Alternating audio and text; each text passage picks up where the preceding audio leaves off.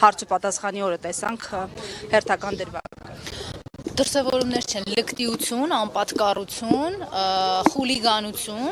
այն բոլոր հատկանիշներով, որ եկել են իշխանությունը զավթել են, այդ ամեն ինչները իրենք շարունակում են։ Նորություն չի այն ինչ որ այսօր է տեղի ունեցել ազգային ժողովում։ Ես ուզում եմ հիշեցնել, որ 2021 թվականի առաջին օրերից էս պարլամենտի գումարման, երբ Դավաճան Նիկոլը կարողացավ կեղծել ընտրությունները եւ ապահովել իր վերարտադրությունը, անհանդուր ժողովրդականության մթնոլորտում անցկացված մի իրադարձություն, որ ինքը անվանում է ընտրություն, առաջին իսկ օրվանից այս ոտնձգությունները ազգային ժողովի ընդդիմադիր падգամավորների նկատմամբ կային։ Ինձ համար գոնե թե ակնհայտ է, որ այս իրավիճակը տևելու է այնքան ժամանակ, քանի դեռ ընդդիմադիր падգամավորները, մարդիկ ովքեր համարում են, որ Նիկոլը Դավաճան է եւ եկել են այդտեղ Դավաճան Նիկոլին հեռացնելու, այլ ոչ թե պարոն Փաշինյան եւ պարոն վարչապետ ձևակերպումներ իրեն շռայլելու, պիտի պատրաստ լինեն այդ ամեն ինչին։ Այն ժամանակ, երբ որ օրինակ ընդդիմադիր падգամավորները 2021 թվին ես շատ այլ իմ գործընկերներ ենթարկվում էինք այդ դահլիճում նաև բռնությունների,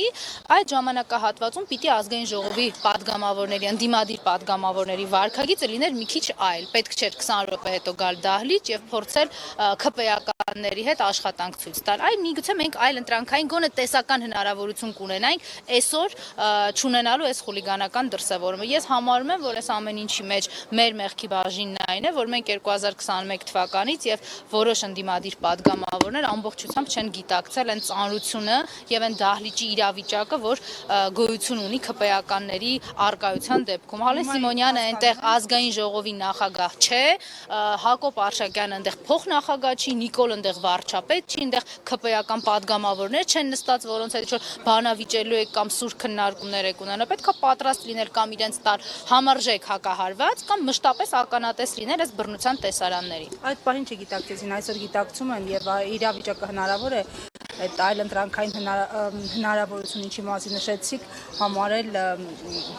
իմպիչմենտը կամ իրավիճակը փոխել հենց այդ անվստահության գործիքով։ Դա իմ խոսքերով չի, որ փոխվելու է, վարքագծով պիտի փոխվի, ամենևին հիմա խոսքս իմպիչմենտի մասին չէ, խոսքը նրա մասին է, որ ընդդիմադիր падգամավորները պիտի հասկանան, որ այդ թուրք դավաճանների հետ աշխատանք կամ աշխատանքի իմիտացիա ձևական իմաստով հնարավոր չէ, այնտեղ չկա ազգային ժողով, Հայաստանի Հանրապետությունը չունի օրինական ձևավորված օրենսդիր մարմին, որը հնարավորություն կտա մտքերի փոխանակման կամ բանավեճի արդյունքում գալ ճշմարտության կամ լավագույն լուծումների։ Այնտեղ խոսքը դավաճանների հետ պայքարելու մասին է եւ ակնհայտ է, որ այդ դավաճանները բռնություն գործադրելուց չեն խուսափում։ Ես կարծում եմ ընդդիմադիր падգամավորների միակ գործողությունը այնտեղ պիտի լինի իրենց ասած այդ ԿՊԵ-ականների ասած սուտը իրենց դեմքին հետ շպրտելու ճշմարտությամբ եւ պատրաստ լինելու նաեւ պաշտպանել սեփական տեսակետը եւ ինքնապաշտպանվել վերջին հաշվով։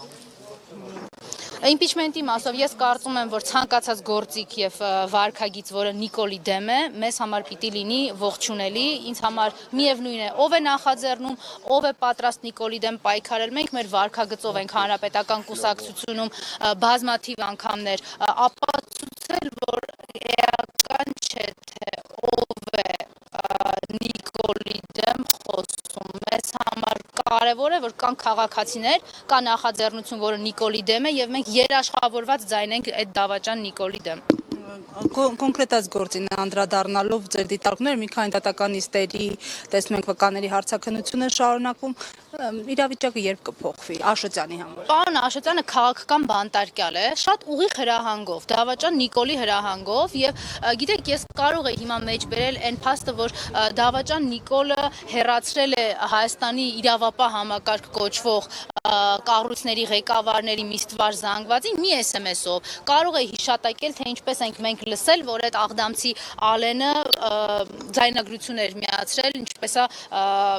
Դավաճան Նիկոլը հետաքրքրվում այս կամ այն քրեական գործից, կարող է, բայց ես մի ավելի թարմ օրինակ կբերեմ, որը Հայաստանի քաղաքացիները հնարավորություն ունեն նաև ստուգելու եւ դրանում հավաստիանալու նաև լրատվականների տված տեղեկություններից։ Ուրեմն 2 շաբաթ է արդեն ազգային ժողովում իբր քննարկվում են հաղորդումները տարբեր իրավապահ մարմինների, հակակոռուպցիոն կոմիտե, քննչական կոմիտե, դատախազություն, չոր գալիս են բաներ են ուզում խոսել։ Ես ձեզ խնդրում եմ ուշադրություն դարձնել ոչ թե հորինած տեքստերի կամ անգիր արած տեքստերի վրա, որոնք հնչում են ազգային ժողովի ամբիոնից,